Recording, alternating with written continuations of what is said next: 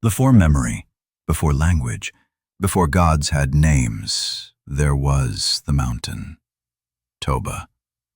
It rose from the heart of the earth, crowned with forests and beasts, its breath warm with creation. For 1,000 generations of our forgotten ancestors, the mountain slept beneath a sky bright and kind. But even the earth dreams of fire, and one day, the dream became hunger. The air that morning was thick with a taste of copper. The wind came from the east, restless, trembling like an animal sensing danger. Herds moved strangely, birds flew too low, and the water tasted of metal. The elders of the tribe said the spirits were fighting inside the mountain. They said the earth's womb was turning. The sun stood high when the first roar came. It was not thunder.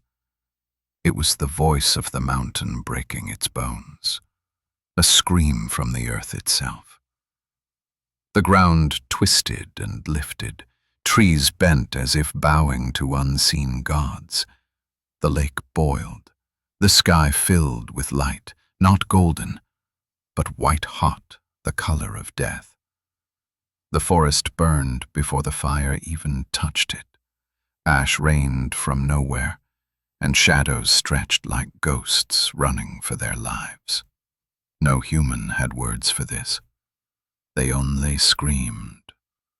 Mothers clutched their children, men shouted to the sky, and the animals fled into the boiling wind. The ground tore open, rivers turned black, the air itself became poison. Then came the night, at midday. The sky turned the color of blood, then darker, then gone. The sun vanished. The light died. They ran, our ancestors, barefoot, blind, burned by falling stones of fire. Those who lived near the great lake were the first to die. Waves of molten rock swallowed the forests. Mountains of ash buried the plains. The air roared louder than any storm. Lightning danced through the black smoke like angry spirits. The earth had opened her mouth and screamed for 7 days.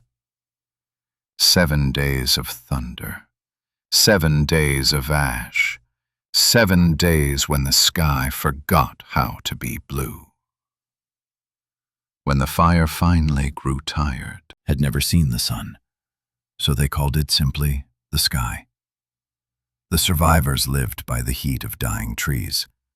They huddled in caves, wrapped in the skins of beasts now extinct. Their breath froze before their lips. Children died in silence, too weak to cry. Food rotted, then froze, then was gone. The women dug through ash to find roots, bitter and poisonous, but life nonetheless. Fire became the god of gods.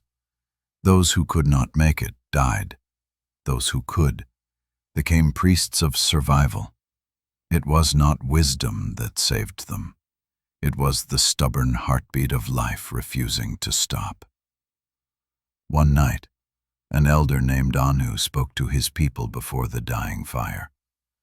He said the world had ended, and yet they still breathed. The sky has killed the sun, he said, but we are the embers that remain. If the mountain is the mother of fire, then we are her children.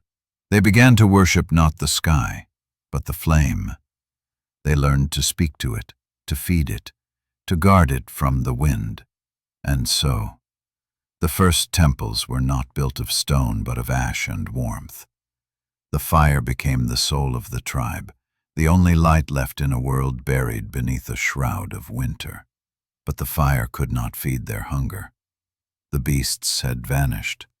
The rivers froze solid. The people began to move, north, south, anywhere.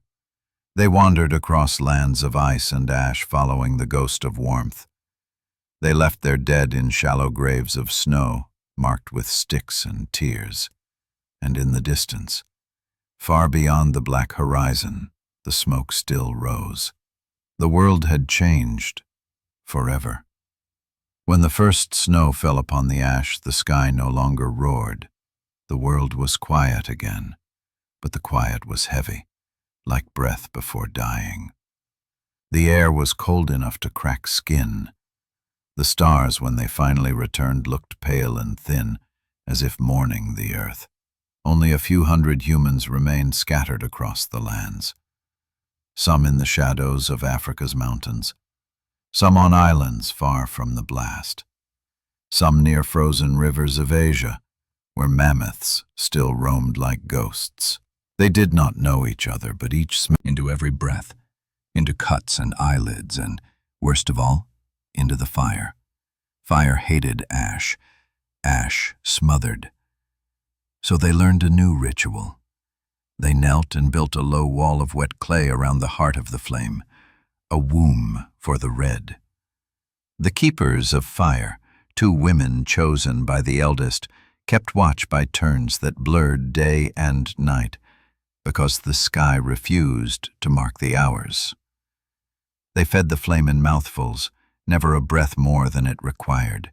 They spoke to it softly, and sometimes it answered, cracking, sighing, groaning like a beast that wanted to sleep but dared not. Anu, who had said they were embers, marked the cave wall with black and red. He crushed charcoal and ochre with fat and ash until it made a paste of memory. With his finger, he drew the mountain as it had been and as it now was, a circle with a broken mouth, a wound that breathed black. Around it he planted dots, people, and then erased most of them with the flat of his palm until only a few remained, scattered like seeds. The children watched and learned a shape for grief. When the wind was not a knife and the sky sagged less, they went out to gather what could still be eaten. There were roots that had slept deep enough to miss the fire. There were grubs, fat and pallid, under stones that the ash had not yet found. Once they found a carcass of deer half buried, its hide scorched, but its marrow still a river of life in bone. They cracked the bones with stones and sucked the warmth, and for one night they spoke louder around the flame. But the ash learned them. It hunted like a slow cat. It found the paths they walked and thickened there. It learned to slide. One day, a boy named Ko, a name like a cough, stepped onto what looked like mere powder piled in a shallow bowl of land. It moved beneath him. He sank to the knee. When he struggled, he sank to the thigh. It pulled. Two others rushed, and the powder breathed and swallowed and tried to take all three. They lived because one of the firekeepers, Suri, lay flat on her belly and slid a hide toward them, spreading her weight over the treacherous breath of the ground. They crawled on her rope of hide and lay underfoot, small beasts tunneling blind. When the tribe heard that subterranean hush, they knelt together. The strongest held spears poised above the earth. At Anu's count of 3, they all stamped the ground. The ash shivered, the burrowers panicked, and one pierced the surface with a blind nose. A spear fell. Then another. Then the little bodies twitched in a kind of prayer, and the tribe thanked them in the old way, the way that remembered summers and berries and rain that smelled like life, not stone. At night, if night meant colder, they told the story of before to the young who had never seen blue. One woman, Reka, could make her tongue find a sound like river, that was not the frozen black ribbon outside, but a living thread that moved and laughed. She would close her eyes and make the sound of leaves brushing leaves, and for a moment the ash dimmed, the cave warmed, and the children reached toward the sound as if it could be held. Then the wind would paw at the mouth of the cave, and ash would sift from the roof in a fine veil, and the sound of river retreated to wherever rivers go when they die. They made masks out of bark and hide smeared with fat to trap ash, holes for eyes, slits for breath. When they were all masked and silent, they looked like a council of ghosts agreeing that life could continue if it learned the language of the dead. The elders argued in whispers. Some said they must travel to find the place where the ash thins. Others said every direction is the same when the sky is a lid. Anu listened, then stood and pressed his palm to the wall where he had drawn the wound. He added a line, a path like a scar, and dots along it like camps. His finger trembled. "We are not stone," he said. "Stone endures in place. Flesh endures in motion." So they moved, but not as before. Before they moved toward the season, the groves of fruit, the roots of deer, the lakes that gathered birds in their thousands. Now they moved toward rumor. The rumor was warmth, told by wind in a voice that could be a lie. That drifted into the firelight and vanished. He smiled without showing his teeth. "The sky still gives," he said. "It takes, but it still gives." The ash, jealous, answered by moving again. Snow joined it, the two white sisters weaving. Snow sat soft and then froze. Ash blew and then settled. Together they made a crust that held weight and then broke it, cruel as a trickster god. The tribe learned the step of the ice walker, heel testing, toe listening, weight shared over poles and hides. Their gait became ceremony. Their survival became a dance. They met others, not many, just enough to remember that human faces can be strange and yet be mirrors. One group they found huddled in a cleft of rock, fireless, living on old meat turned hard as anger. Their eyes were caves inside skulls. They had forgotten laughter because laughter asks for air, and air was a luxury. Suri knelt and coaxed a coal from her pouch, the precious pouch she kept beneath her skin belt, and breathed into it until it remembered how to burn. The rock people's faces loosened as warmth crept into their hands and feet, and old grief. One of them, a man with a scar like a river delta, touched his forehead to the ground before Suri's feet. He did not have the word priest, but he made the shape of it with his spine. In exchange, they taught the tribe a trick. Fish that still swam beneath the skin of the frozen river could be trapped by cutting a mouth in the ice and luring them with shining bone discs. A spear flashed. A dark shape boiled under the ice and then lay on the frozen surface, flapping, alive in a way that sounded like hope. The tribe ate that hope raw, steaming in the cold like a story that had a good ending. Anu's drawings multiplied. He carved lines with a sharpened rib, not just paths, but winds. He named them by the voices they wore: the knife, the hiss, the lullaby. He marked the places where the ash lay in wait, the bowls that swallowed people, the old trees whose burnt hearts still hid insects fat as thumbs. The wall became map and scripture. Children traced the lines with fingertips blackened and came away marked by knowledge. Sickness came like a thief wearing ash for them. We will not shout. We will not demand. We will walk softly. Let us breathe. He never knew if the sky listened, but the act of speaking kept the tribe upright inside their own bones. On a day that had the taste of iron, they reached a ridge where the wind combed the ash into long hair, and, for the first time in many moons, the cloud lifted its skirt enough to show the ghost of distance. They saw the world as a bowl of gray hills, and far to the south a bruised dark line where the ash thinned, and the ground showed not white nor black, but something else. Brown, the color of earth when it remembers rain.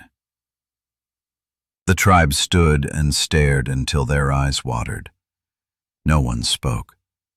Even the children did not point. Suri crouched and held her coal pouch as if it were a heartbeat not her own. The bruise moved. No. It wrinkled, as if breathing.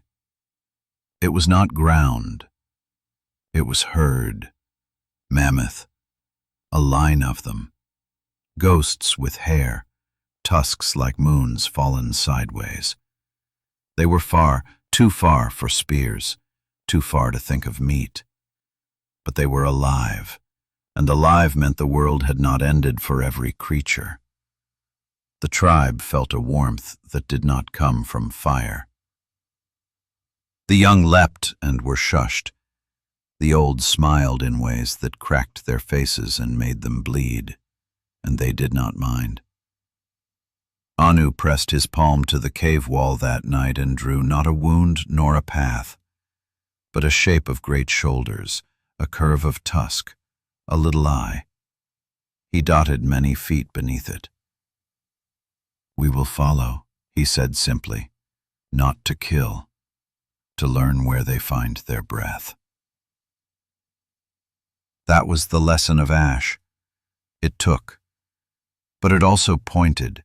It forced the tribe to become students of everything that still moved. A moon later, if moon meant a change of cold, they found a place where the ash fell thin and the sky reddened at the edges. The wind came from a seam in the earth, warm, smelling of stone's deep belly. They called the place the mouth that does not eat, because you could sleep at its edge and wake with fingers that children leaned against the elders. Suri dozed sitting up, her hands cupped around the coal pouch as if it were a bird she dared not crush or drop. Anu's head bowed over his map until his brow smeared the ochre and made a new river. Outside, the sky loosened a little, letting 3 stars blink open like eyes that had finally decided to keep watch with them. When morning came, if morning means any light at all, the ash still fell, but finer now, like a veil rather than a wall.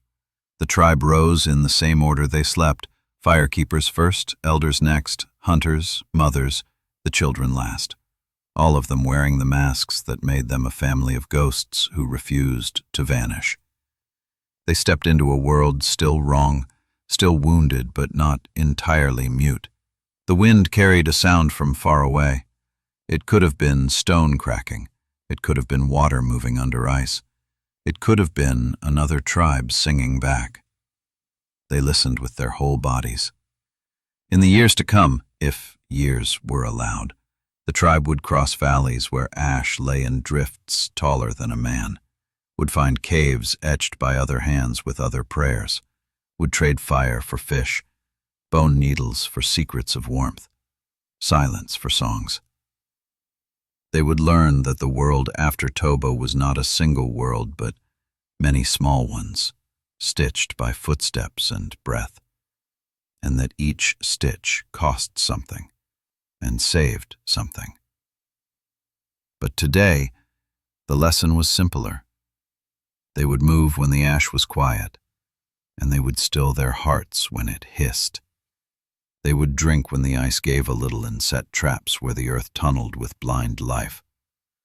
They would sleep inside the belly of a ground and wake to the same gray, and they would count that waking as a victory.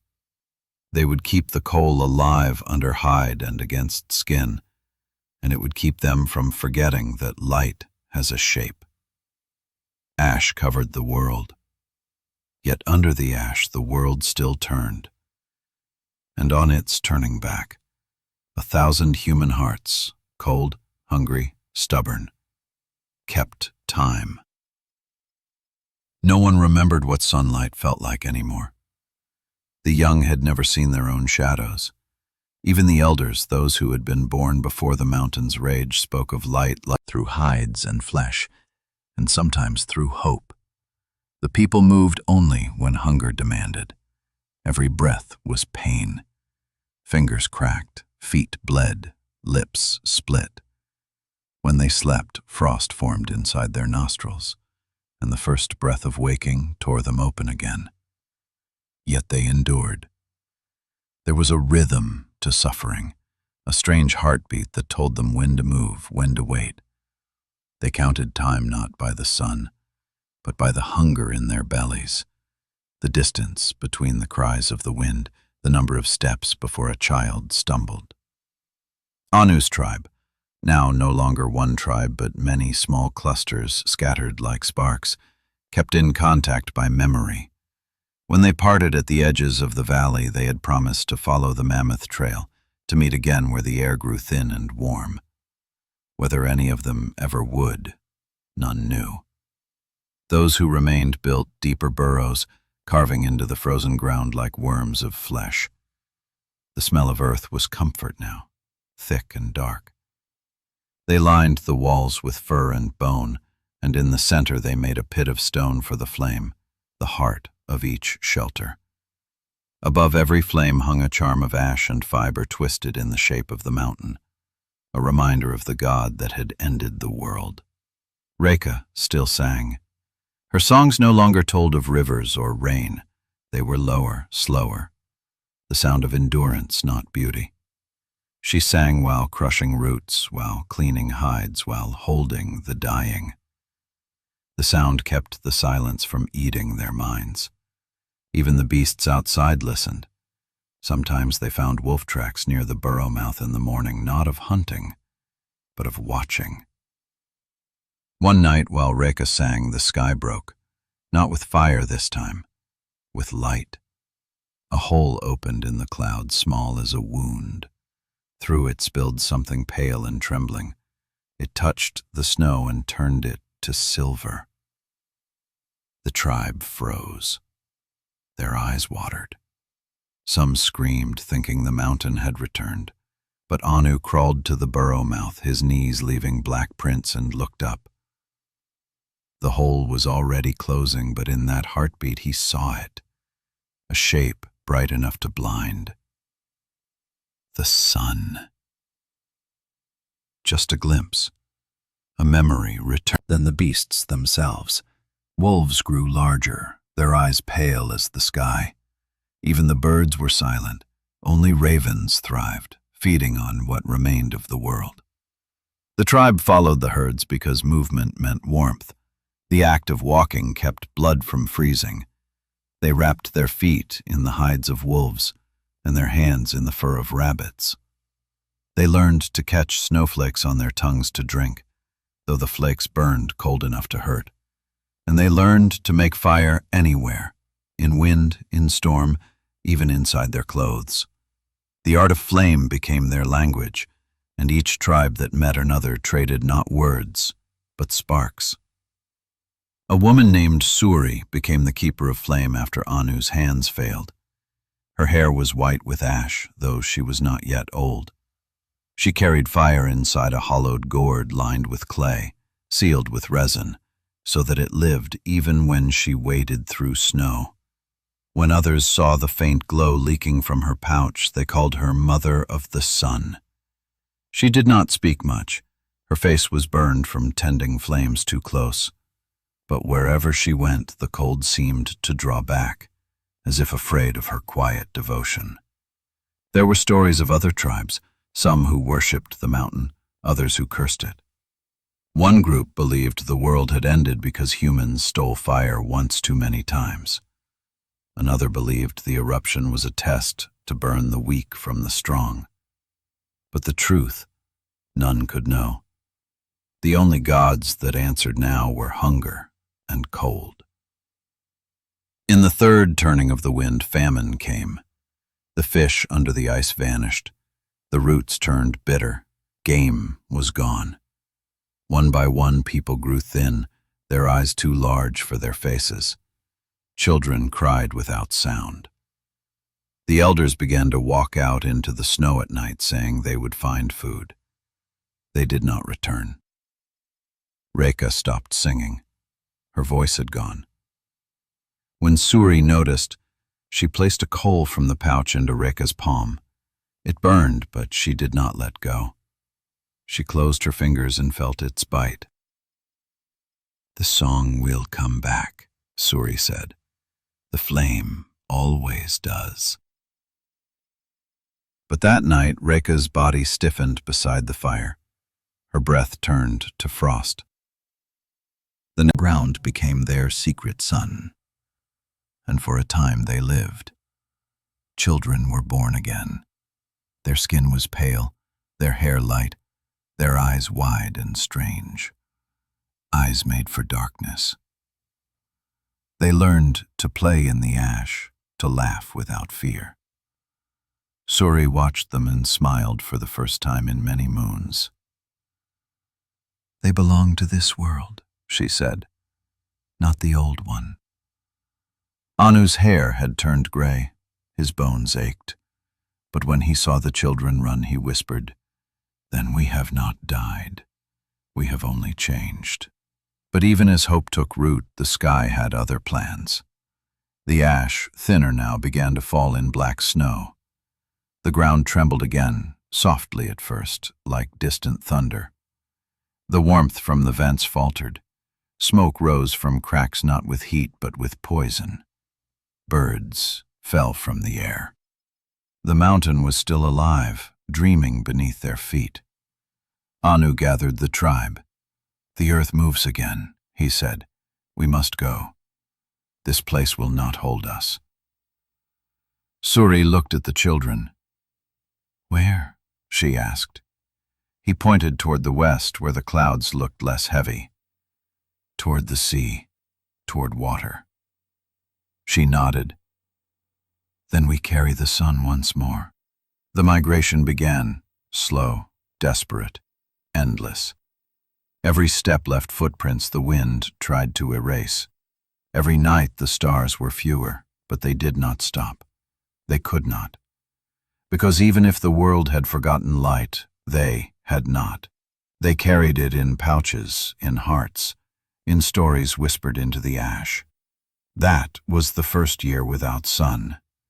The year when the world almost forgot what it meant to be alive, and humanity learned how to live in darkness, without dying in spirit.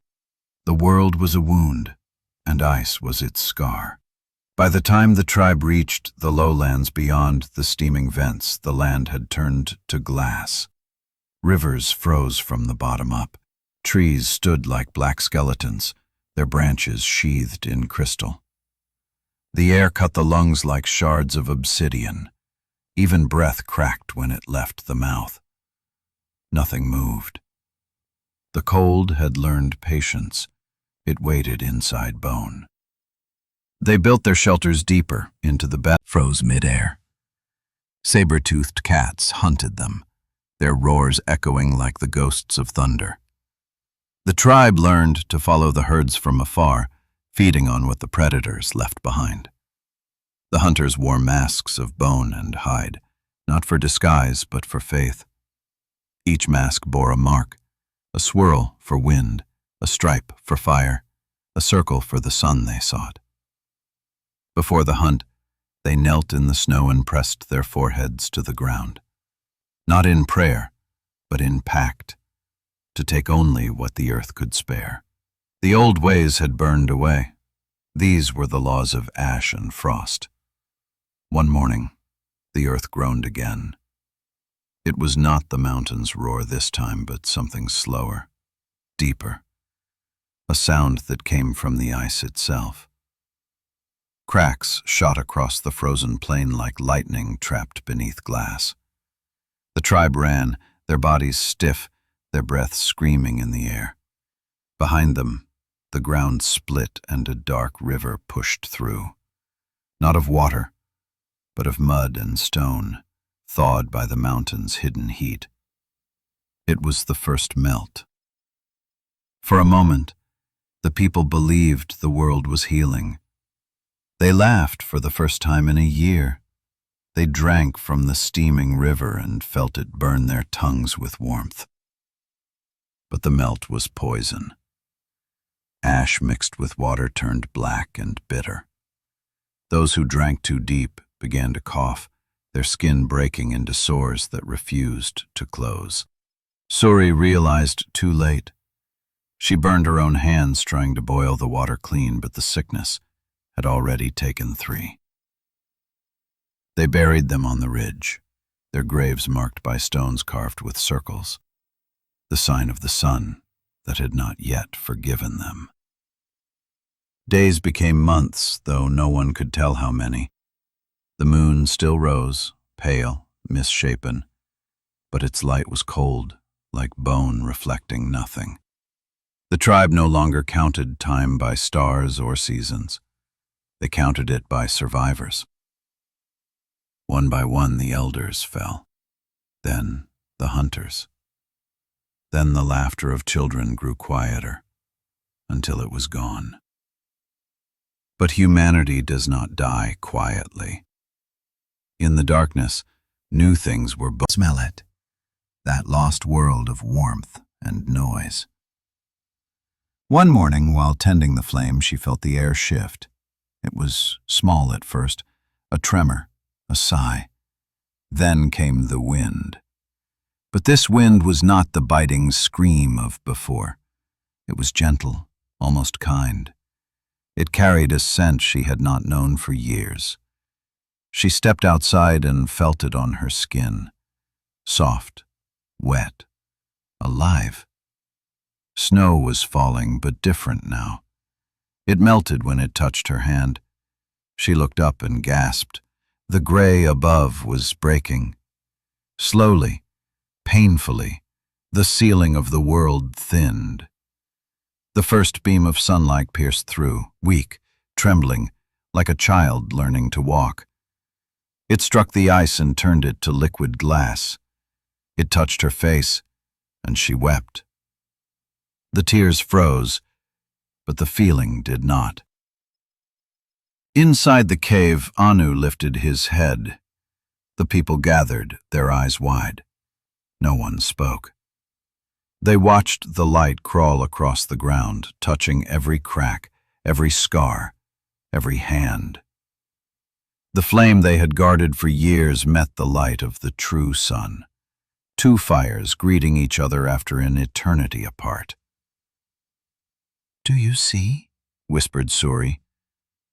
"The sky remembers."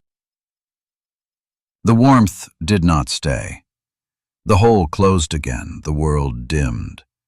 But the tribe had seen it, proof that the world could heal even if slowly. They no longer moved with fear, but with patience. They began to travel toward the place where the light had fallen, believing that somewhere beyond the endless gray, the sun still walked the earth freely. They followed rivers newly thawed, drank carefully from melted snow, watched birds return in lonely pairs. Life, hesitant but stubborn, began to crawl back into the bones of the planet. Grass found courage beneath the ash. Flowers, small, pale, trembling, pushed through cracks like defiance. And the people followed. They were no longer the same creatures who had seen the mountain erupt. Their skin had hardened. Their eyes learned to see in dimness. Their hearts learned to hope without proof. They were the children of Toba, forged by fire, tempered by ice. Life was worth touching. The tribes had wandered far. Some came from the east where the land still coughed smoke and ash from the mountain's buried heart. Others came from the south, from forests now turned to pale skeletons. They met at the coast, not by chance but by hunger. The pull of salt, the fish, of the faintest rumor of warmth carried by ocean steam. But when they arrived, the ocean was asleep. Anu had long since passed into legend. Suri, her hair now white as frost, became the voice of memory. She taught the gathered clans the story of the first fire, how humans had stolen it, lost it, and kept it alive through the long night. They built a great circle of stones on the ice, and in its center they placed all their coals, the last fires of humanity. The flames joined, merging into one. It rose weakly at first, orange bleeding into gray, then brighter, yellow, alive, proud. For the first time in countless generations, the night held something more than fear. They called the place Eha, the hearth. Around the hearth, language changed. The tongues of the scattered peoples mixed and merged, words grinding together like stones making sparks. New names were born for old things: Farah for light, Ketu for breath, Vana for home. They began to tell stories again, not of death, but of becoming. Children listened wide-eyed as Suri spoke. We are not those who were born of the mountain's wrath. We are the ones who lived through it. The world burned to shape us. The gods do not punish forever. They temper. The fire cracked, echoing her words. Sparks flew up and vanished into the dark, each one like a soul escaping the weight of ash. But the cold did not vanish with hope. It grew sharper, more cunning. It learned to creep into joy, to whisper in laughter. Each morning, frost crept closer to the hearth. Each night they fed it more: bone, wood, anything that would burn. When fuel ran low, they burned the dead, whispering their names as smoke rose into the black sky. Nothing was wasted. Even grief, knees, dipping hands into the frigid melt, touching proof that the earth still bled, still breathed.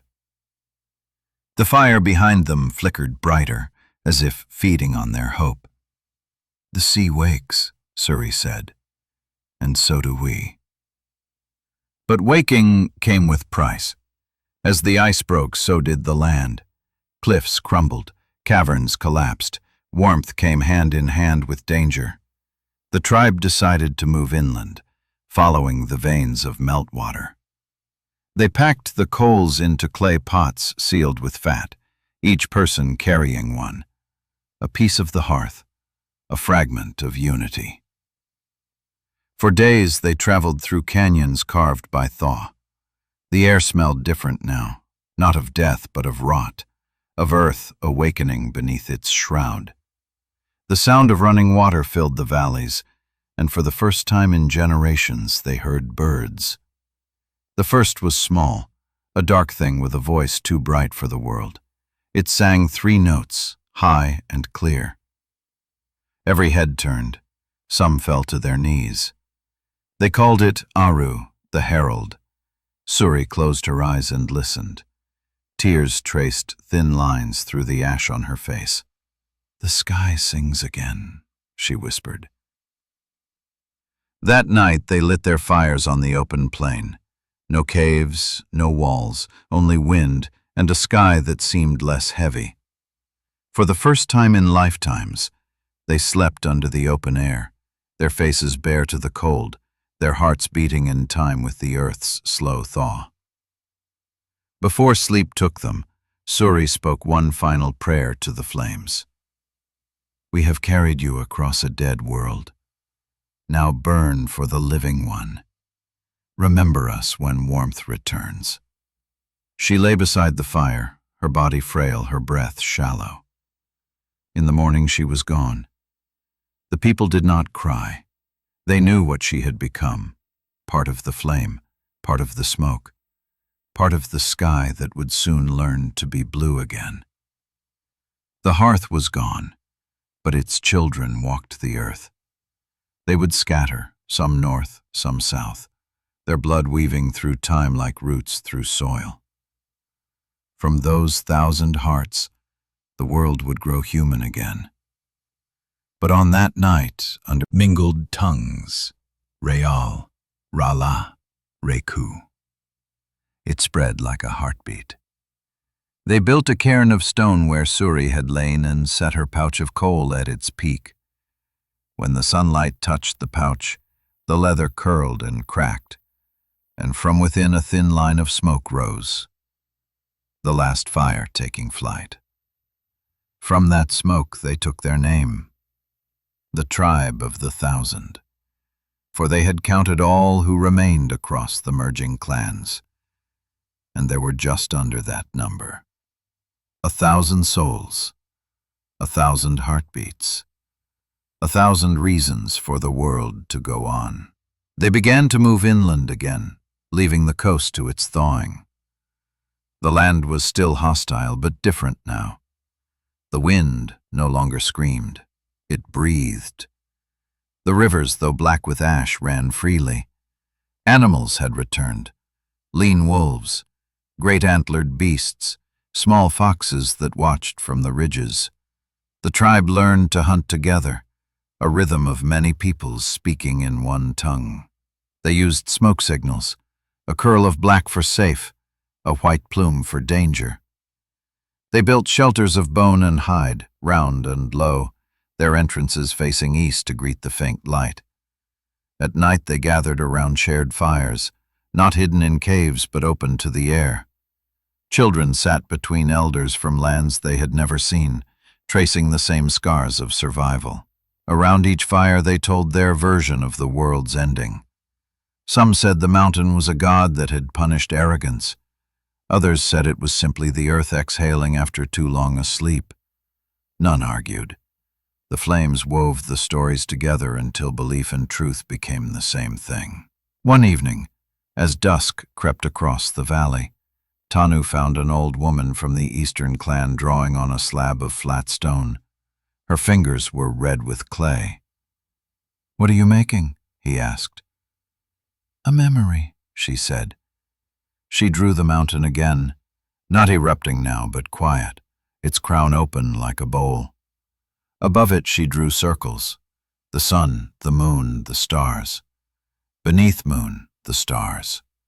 Beneath she carved small stick figures holding hands. "When we are gone," she said, "this will speak for us." Tanu knelt and pressed his own hand into the in the gray light. The tribe followed the migrations, learning to read the world again, to find warmth in the curve of a valley, shelter in the lean of rock, life in the pattern of moss. They began to believe that the earth was forgiving them. They built a great camp at the heart of the valley where 4 rivers met, the meeting of waters, they called it. There they made fire from the stones of Suri's cairn, carrying her flame to a new cradle. The smoke rose straight and true, black against the softening sky. "This is where we begin," said the elders. In the center of the camp they raised a pillar of mammoth bone carved with symbols, the first pillar of humankind. Around it they laid offerings, bits of fur, shards of obsidian, dried fish, and the smallest child's first tooth. They danced in circles around it, stamping rhythm into frozen soil until the ground itself seemed to beat like a drum. The song they sang had no words. It was the sound of breath returning to the world, long, low, rising. It echoed off the valley walls and frightened the birds who took to the air in flocks, turning the gray sky briefly alive. They called the song Vana's breath, after the word they had given for home. And that night, for the first time in centuries, there were dreams not of fire or ice, but of green things growing. Tanu, now grown tall and strong, sat beside the central fire and spoke to the tribe. "We have carried the mountain's shadow long enough," he said. "Let the mountain sleep. Let us be the people of the flame, not its fear." No one argued. They were tired of gods that destroyed. He lifted a brand from the fire and held it to the sky. "This is our sun now. Not stolen, not given, made." The tribe cheered softly, their voices rough but full. In that moment, the fire's sparks rose like stars reborn. Over the years that followed, the 1,000 grew. Children were born who had never known darkness. They played in sunlight filtered through thin clouds, their laughter echoing down the valley. Hunters brought back meat from lands once barren, and the women gathered herbs from soil still warm with the memory of ash. Darkness. And beneath his hand, the ice began to drip, slow and steady, the tears of a world thawing at last. When the thaw truly began, it was not sudden. It crept like an old animal waking from hibernation, slow, stiff, uncertain if the world was still worth returning to. The rivers sang before they could be seen. Beneath their crusts of milky ice, water whispered, testing its tongue against stone. Frost that had clung to the bones of trees loosened its grip, and the ground exhaled a smell that none of the living had known. Damp soil, rot, the musk of green becoming. The tribe of the 1,000 lifted their faces to that scent as if it were music. Tanu, now chief by will of the elders, stood where the 4 rivers met and watched the ice break apart like brittle glass. The fragments drifted away, turning in the weak sunlight. "The earth moves again," he said. "It is time we move with it." So began the long walk. They traveled by the flow of the rivers, believing that water remembered warmth better than stone. Each clan carried a coal sealed in clay, an ember of the first fire lit at the hearth. They were its guardians, its children, its promise. When night fell and the wind bit, the coals came together in the center of their circle, building a flame that licked away fear. The path was hard, though the world was softening. Ice collapsed underfoot, sending travelers plunging into freezing mud. The thaw brought hunger as much as hope. Animals starved as their grazing grounds drowned, and roots, once frozen, turned to rot. Some nights they ate only boiled bark and the marrow of old bones. But they walked. When they crossed valleys, they saw forests of stone, trees that had burned to ash and frozen in place before falling. The children played among them, calling them the giants who tried to touch the sky. Sometimes the wind carried echoes, cracks, groans, the voices of mountains breaking under the change. Each time the people fell silent, remembering Toba, the mother of fire who had ended the world once before. After moons of travel, they came to a plain vast as the sea. Named Ve approached Tanu. "The beasts know more than we," he said. "If they stop, it will mean the world has found its heart again." Tanu nodded, though he doubted. Yet he told the people what Ve had said, and the thought became hope. On the 43rd turning of the moon since the thaw began, they saw it, a valley bathed in light. Not bright sunlight, but a glow that seemed to come from the land itself. The snow there had melted entirely, and rivers cut through soft earth. Steam rose from cracks in the soil. Birds circled overhead, not many, but enough to make the sky alive. The mammoths entered first. Their trumpets echoed off the slopes, a sound like laughter. The people followed, trembling. Warmth wrapped them like a forgotten friend. They dropped their furs, pressed their hands into the mud, feeling it squelch between fingers. Some lay down in it, weeping. The children ran barefoot until their skin turned brown with earth instead of gray with ash. It was more than a valley. It was rebirth. They built camp by the largest river and named it Tanu's Rest. Here they found trees with buds, though no leaves yet. Fish in the water, though pale from years beneath ice. They built shelters of branches and stone, and for the first time, they did not need to seal every crack against the cold. The wind that entered carried no knives, only whispers of new life. The tribe still lit their fires each night, but not from fear. Now it was gratitude. Flames danced in open air, reflected in eyes that no longer looked only downward. The first green sprout broke through the soil a week later. A woman named Kahe found it near the riverbank, a thin curl of leaf, trembling but alive. She called everyone to see. They circled it, speechless. Tanu knelt and touched it gently, his hands rough and cracked. "It is soft," he said. the world forgives. They did not pluck it. They built stones around it, guarding it as they once guarded fire. Each day more sprouts came, as if answering a call long unanswered.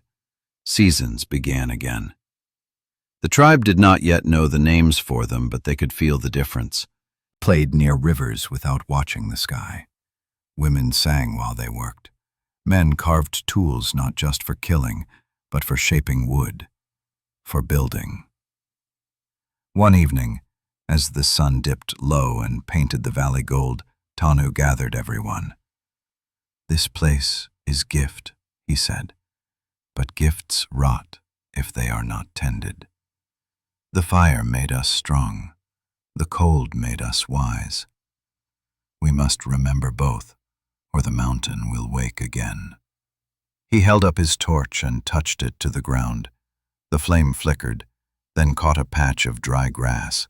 Smoke rose, not black like before, but thin and fragrant. "See," he said, "even fire can live gently." They let it burn small circles of warmth around their camp, not destruction, but renewal. The ashes fed the soil and green returned faster. It was their first lesson in keeping balance. At night, Tanu looked to the stars. For the first time they were many. The sky was no longer a lid of ash, but a window, vast and clear. He traced the constellations with a stick in the dirt, shapes of mammoths, rivers, fires, and hands. He taught the children to count them, to remember where each one slept. "We are part of them," he said, "the fire, the ice, the beast, the sky. We are the story they tell when they breathe." And when he finished speaking, silence settled, not heavy like before, but full, as if the earth itself was listening. That night, the tribe slept without fear for the first time since the mountain's roar 74,000 years ago.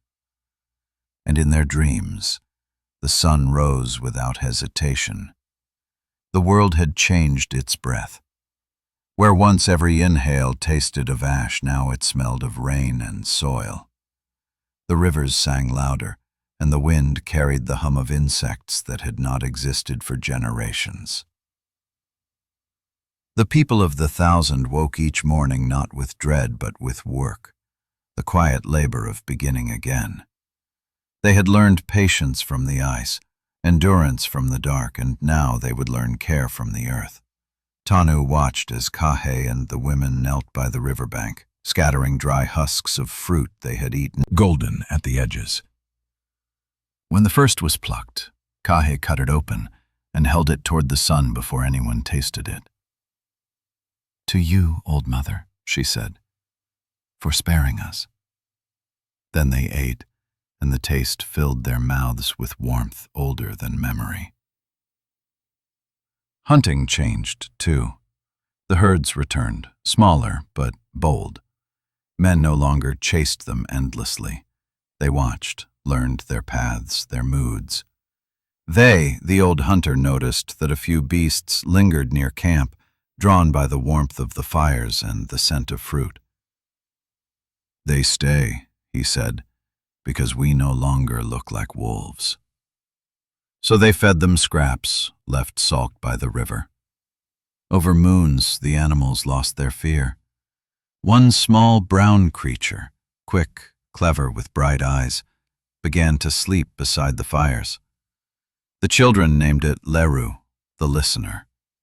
It barked at danger and followed them on hunts. The first friendship between man and beast was not command. It was kinship born of the same suffering. They had both survived the mountain. Seasons began to draw lines in memory. They named the warm time Farah for the sun, the cool time Ketu for breath. Between them lay Vana, the time of balance. During Farah, the plants thickened and the tribe gathered food in woven baskets of grass and sinew. During Ketu, they mended hides, told stories, and painted. The cave walls of Tanu's rest filled with color. Reds from iron clay, yellows from flowers crushed in fat, blacks from burnt bone. They painted mammoths, rivers, storms, and stars. They painted faces of those who had gone and of the children who had never seen the dark years. The art was not decoration. It was remembrance, a promise not to forget that they had once walked through death to reach light. One evening, under a sky streaked with fire-colored clouds, Tanu gathered the tribe. "We are no longer wanderers," he said. "The fire no longer runs from the wind. The earth feeds us, the beasts trust us. But we must never call this the end. The world does not stay still, and neither must we." He led them ice, but melting. There he would light a single fire and speak to the horizon. "You broke us," he said to the unseen mountain, "but we learned your language. Fire can kill, but it can also cook. Heat can destroy, but it can also make the seed open. We are your children, and we are done being afraid." When he returned from one such journey, he found the people gathered around Kahe. In her hands, she held a stalk taller than a man, crowned with golden grains. "It grew on its own," she said, "where we left the old fruit." The people stared. The grains shimmered in the sun. They tasted them, soft, sweet, full of strength. "This," Kahe said, "is the seed's memory. It remembers warmth even when buried in cold." From then on, the tribe learned to scatter and harvest. They watched the birds, how they carried seeds in their bellies and dropped them far away. They followed the pattern, spreading life along the rivers, across plains where ash still slept beneath thin soil. The world began to bloom. They made new tools, curved stones for cutting, flat bones for grinding. They learned to store food for Ketu, and to make vessels from clay hardened by fire. Fire had once been death. Now it was craft. Children played near the kilns, shaping figures of beasts and people. Some said the figures held spirits. Others said they were only games. But every creation was an act of defiance against extinction. The tribe's songs changed too. They no longer mourned the mountain. They celebrated it.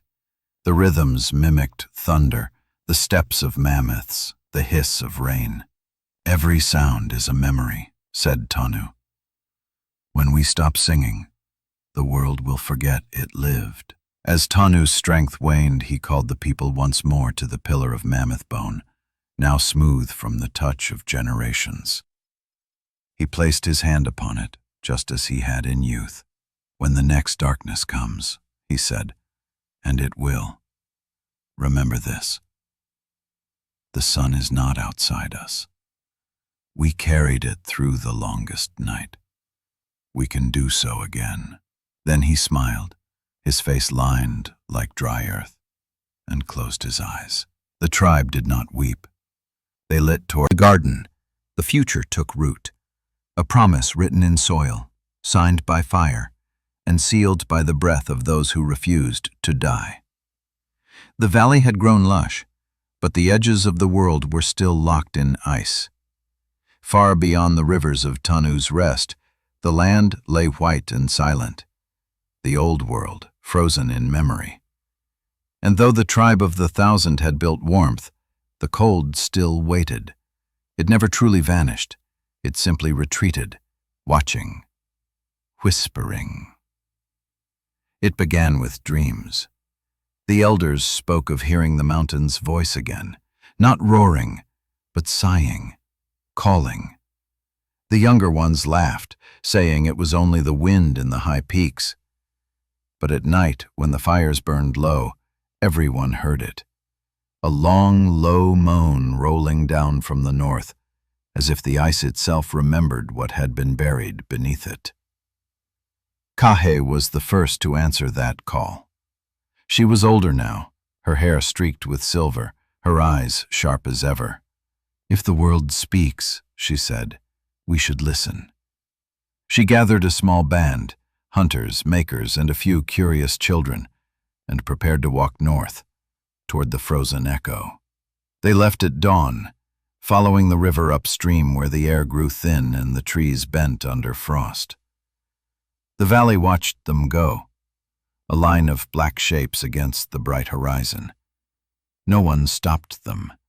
The world had always belonged to those who walked. The journey began gently. They found signs of life even in the cold, herds of reindeer pawing through snow for moss, foxes with white coats blending into the hills, birds gliding low over rivers not yet frozen. But the farther north they went, the quieter the earth became. Snow deepened, air thinned, and the sky turned hard and pale, like a lid closing again.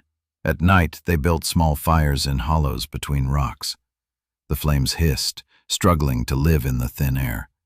They slept huddled together, listening to the ground's slow creaks, the sound of glaciers shifting like beasts asleep. On the seventh night, Kahe woke to a sound not of wind but of rhythm, a dull thump, repeating, distant, steady. She rose and walked into the gray dawn. Bones, not of beast but of human, dozens of them, tangled together, their skulls turned toward the sky. The tribe stood in silence. "These were ours," said Kahe softly. "Those who did not find the valley." She knelt and brushed snow from a skull's hollow eyes. Inside the socket a small seed lay, black, shriveled. She turned it in her palm. "Even they carried life," she murmured. They buried the bones again, piling stones into a cairn. Over it, Kahe placed the seed.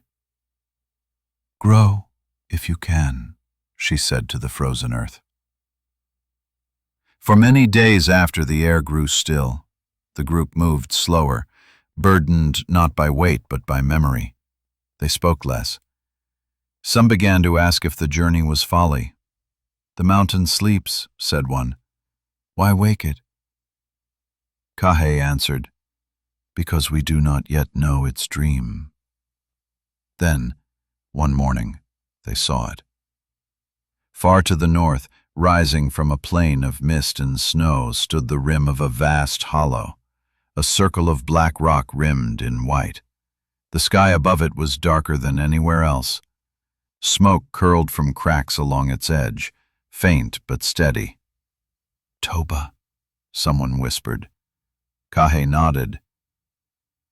"The mother still breathes." They descended slowly, the air growing warmer, the snow thinning to ash. Each step crunched on ancient stone brittle as bone. The crater stretched before them like the mouth of a god, wide, deep, endless. At its center, a lake steamed, its surface veiled with mist. No one spoke. They could feel the hum beneath their feet, faint but alive, the heartbeat of the earth. Kahe knelt and touched the ground. It was warm. "She sleeps," she said, "not dead, not kind, but dreaming." They camped at the rim, building a small fire fed by stones that hissed with heat. The wind carried the scent of sulfur, sharp and old. That night the mist glowed faintly red, not flame, but memory of flame. The people whispered stories to one another, of Anu, of Suri, of Tanu, of the 1,000 who had carried light through dark. Explorers, touching their frostbitten faces, their worn hands. Kahe told them what they had seen, the frozen mammoths, the bones of the lost, the mountains' sigh. "The earth is not done," she said. "She still moves beneath us. But she no longer wants our death. She wants our memory." They listened, silent. Then, one by one, they bowed their heads. From that day on, once each season, a group of young would journey north to stand at the crater's edge, to feel the warmth of the ground, to listen. They would bring back stones, smooth and black, and placed them in the valley's hearths. Each stone, a reminder that even fire can sleep. And as the years passed, the ice retreated.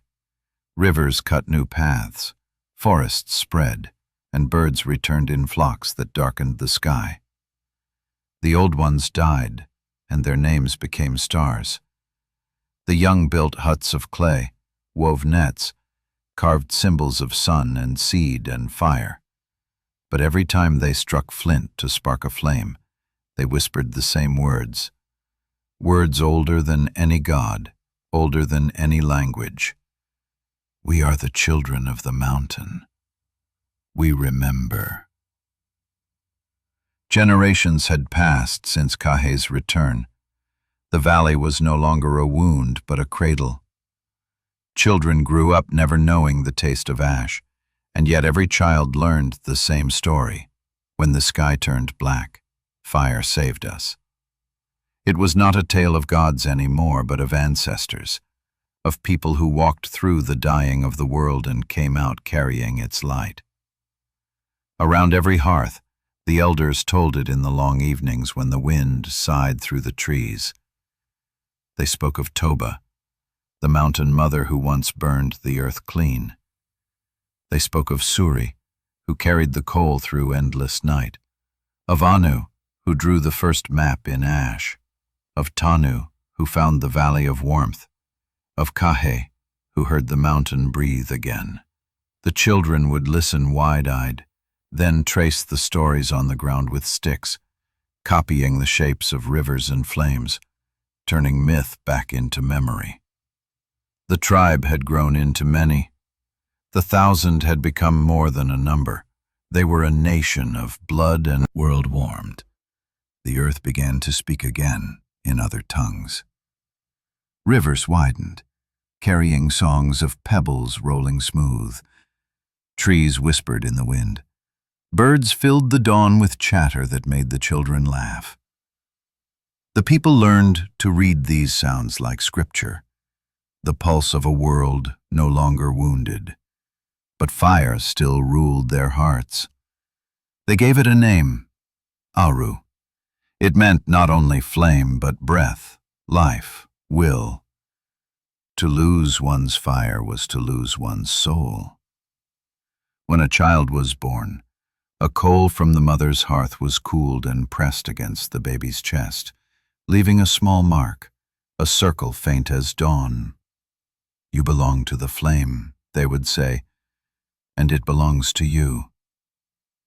When the old died, their ashes were mixed into the soil near the gardens to feed the seeds that would become food. You return to the fire, they would say, and threw it to us. One night, as the tribe gathered for the yearly meeting, an elder named Rima spoke. She was Kahe's granddaughter, her voice low and cracked like old bark. We have kept the fire, she said. We have fed it, sung to it, lived by it. But we must not let it rule us again. The mountain sleeps, yes, but it listens. If we grow careless, it will wake to remind us what it is. The people murmured. How can we anger what sleeps? One asked. By forgetting, said Rima. By believing the fire is ours alone. She reached into the great hearth with a stick and drew it out, burning bright. Aru does not belong to humans. It moves through us. When we die, it finds new hands. It is older than the mountain, older than death.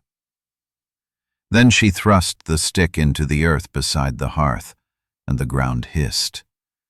The flame sputtered, then steadied, a balance between soil and fire. That, she said, is how the world survives. In the centuries that followed, her words became law. Fire was never to be used to burn a forest, nor to destroy without purpose. Every spark demanded a gift in return. Water poured on alone, they said. The fire walked many paths. Rima smiled at the thought. Then the world will remember us in more tongues than one, she said. One night, under a clear sky filled with stars, she gathered the children by the great hearth. The fire painted her face gold and red. "Look up," she said. "Those lights are fires too, burning in the roof of the world. Long ago, our ancestors thought they were holes in the dark, where the sky let the light of another world through. But I tell you this, they are our brothers, still burning. When you die, your spark goes to join them. That is why they never fade." The children gazed upward, eyes wide. One whispered, "Then the sky remembers us." Rima nodded. "Always." As the night deepened, the valley slept, blanketed by the hum of insects and the murmur of river water. But above the mountains, faintly, the air trembled. The old mountain still breathed, slow and deep, and in its heart, Magna glowed, not in anger, but in rhythm with the fires of the valley, like two hearts keeping time. The world, once broken by flame, now lived because of it. The mountain dreamed, and humanity dreamed with it, a single pulse of warmth beating against the endless cold of the cosmos. The valley had grown full, too full. Children chased each other through rows of grain until their laughter tangled with the hum of insects. Herds grazed to the edges of the rivers. The fires of 100 hearths painted the night orange. The people of the 1,000 had multiplied, and the valley that once seemed infinite now felt like the hollow of a cupped hand. It was time to walk again. The decision did not come from the elders alone. It came from the rhythm of the land itself, the soil thinning beneath so many feet, the herds wandering farther, the river running slower in the heat. The earth whispered the same word that had saved their ancestors. Move. Rima's son, Loren, was chosen to lead. He was tall, dark-haired, with a scar down his arm from a mammoth hunt. When he stood before the great hearth, the flame caught in his eyes. Easy. Fields of grass, clear water, soft wind. But as they climbed, the world changed. The air grew thinner, colder. They saw ice again, glaciers like sleeping beasts draped across the peaks. The children stared at them with wonder. "Is that the mountain that burned?" one asked. "No," said Loren, "but it remembers her." They camped in the shadow of those glaciers, where meltwater carved bright paths through stone. The stars at night were sharp as knives. Some said they could hear the sky itself cracking from the cold. But they kept walking, following rivers that ran north and east, letting the land choose their path. After many moons they found others. At first, they thought the shapes moving through the mist were beasts. Then they heard singing, low, rhythmic, strange. The travelers froze, hands on spears. The figures approached, humans but unlike them. Their faces were broad, their hair pale, their eyes bright as frost. The strangers stopped a few paces away, just as wary. For a long moment no one spoke. Then Loren stepped forward slowly and held up a coal cupped in both hands. Flame licked his fingers. He let it burn until the strangers understood. Their leader, a woman wrapped in white fur, nodded and knelt. She touched the earth, then her chest, then pointed to the fire. "Aru," she said in a rough accent. Loren's people gasped. The word was theirs, older than speech itself. He smiled. "Aru," he repeated. That night they shared fire. The strangers, people of the ice as they came to be called, showed them how to catch fish beneath the frozen rivers, how to build shelters from packed snow that glowed blue in moonlight. In return, Loren's tribe taught them to shape clay, to paint stories on stone. Around the flames, the two groups sang, different melodies, same rhythm. The valley people learned that the world beyond their home was not empty. Other children of Toba had survived in pockets of warmth across the continents, small scattered sparks that had refused to die. And now at last, those sparks were meeting again. They stayed with the ice people for many moons, trading gifts the way, small, bright-eyed, wrapped in fur and faith. They grew up with no memory of the valley, only of walking, of rivers and stars.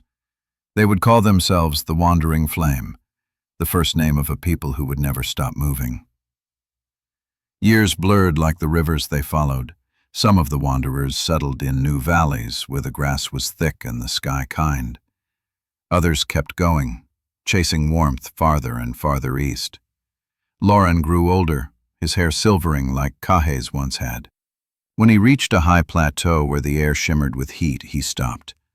Before him spread a vast plain, green and endless. He felt the weight of the road lift from his chest. "Here," he said. "Here the fire will rest again." They built camp by a wide river and planted the seeds they had carried from the valley. The soil was dark and rich. Within a moon's turn, shoots of green pierced the ground. The people sang as they worked, the same melody that Suri had hummed by her dying fire so long ago. One night, as Lauren sat by the flames, his daughter leaned against him. "Father," she asked, "how far does the world go?" He looked at the horizon, where the firelight faded into the stars. "Farther than we can walk," he said, "but not farther than the fire can dream."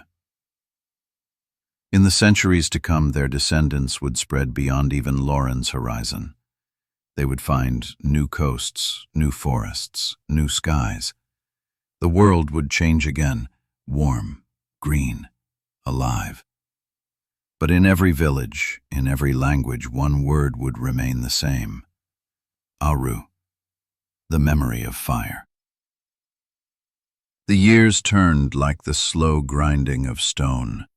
Generations passed since Lauren's eyes had closed beside his final fire.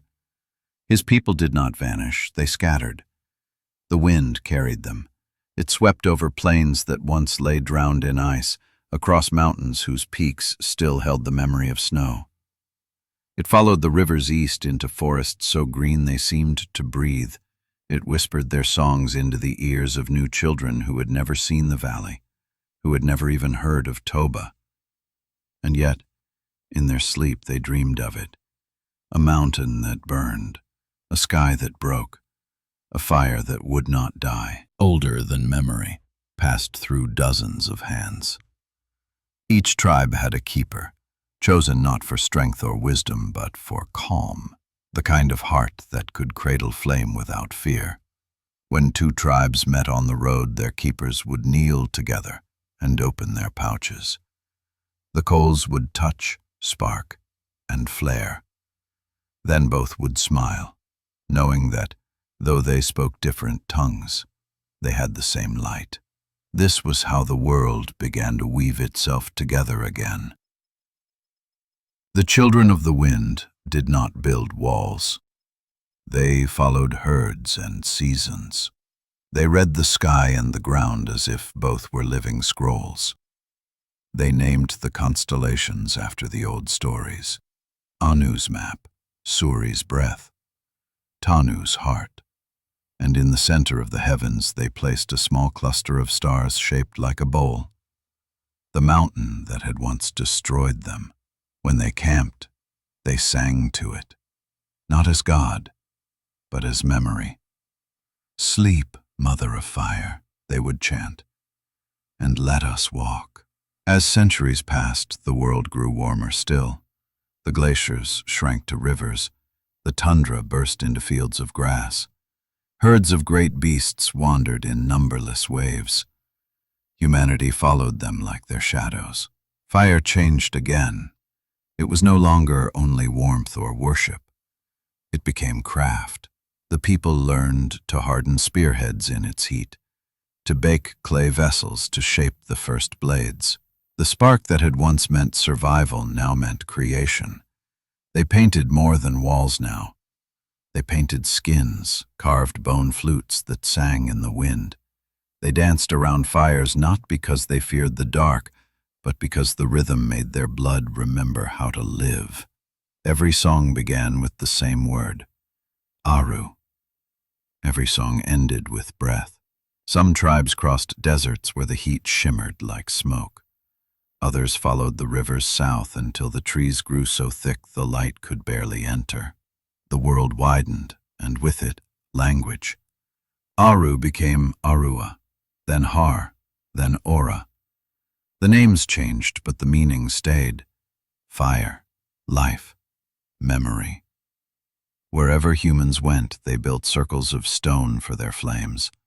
Some were small, camps that vanished by tongue of clicks and hums. At first, both sides raised spears, but Isha did as her ancestors had done.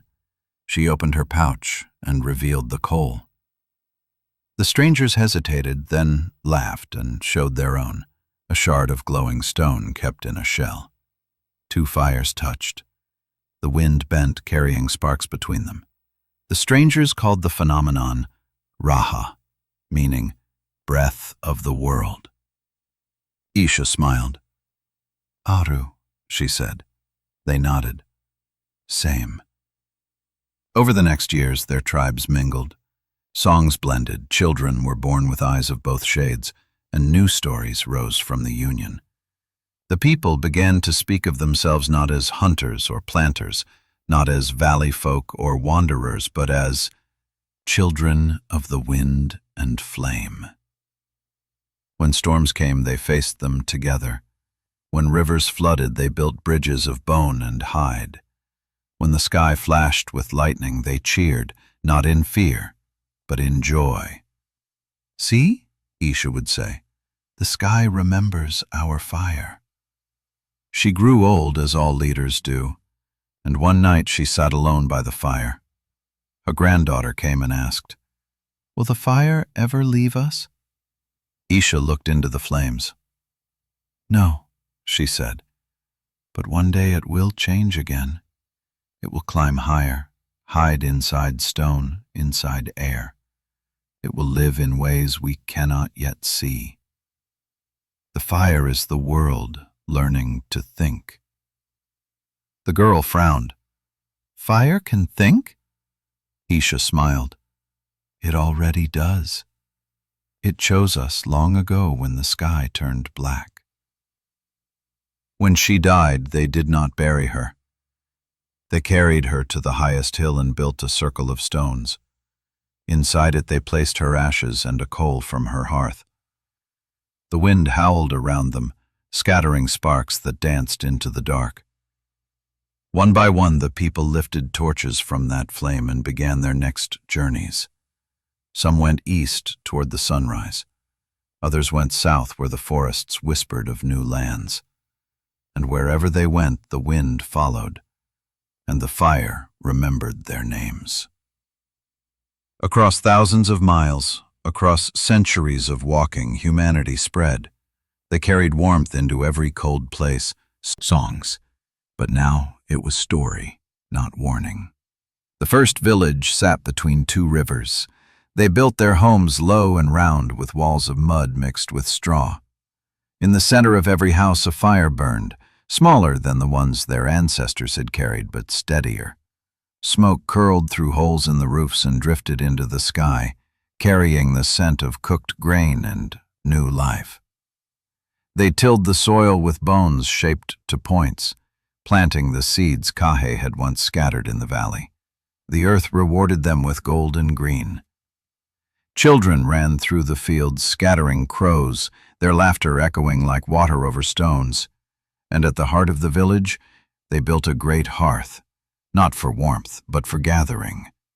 Around it they met to tell stories, to share food, to speak of the sky. Fire had become memory made visible. Each evening when the sun sank, the keeper of the hearth lit torches from the great flame and carried them to every doorway. She was an old woman named Sana, her hair white, her voice soft but sure. "From one fire," she would say, "many are born, but all are one." The people answered as one, "Aru lives."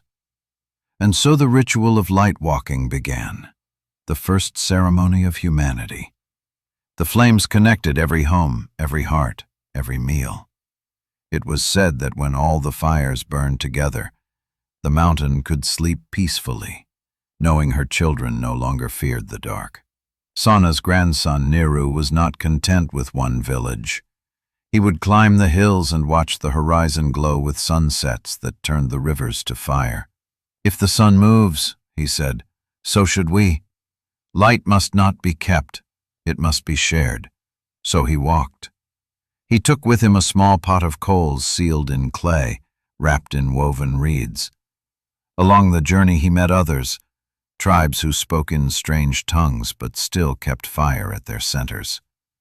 When he showed them his coal, they smiled. Some bowed, others wept, and a few brought their own embers to touch his. Wherever two flames met, they built new hearths. And so, village by village, valley by valley, the world began to light itself again. Niru returned many seasons later, his beard gray, his hands scarred from travel. The earth remembered generosity. Rivers filled with fish, and trees bore fruit heavy as the moon. People built granaries to store grain and clay jars to keep water cool.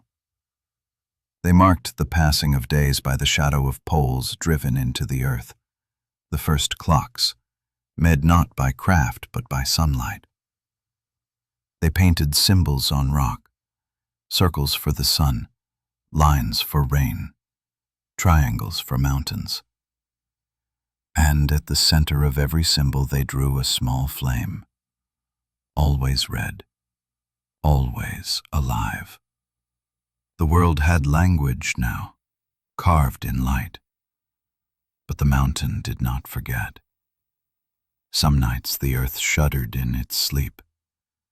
The people would look toward the horizon and see faint glows where old lava still breathed under the crust. Sana taught them to listen to the tremors.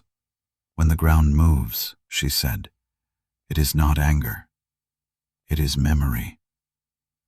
The earth remembers what it endured. So must we." And the people nodded, placing their palms on the soil until they felt its slow heartbeat. One night Niru dreamed.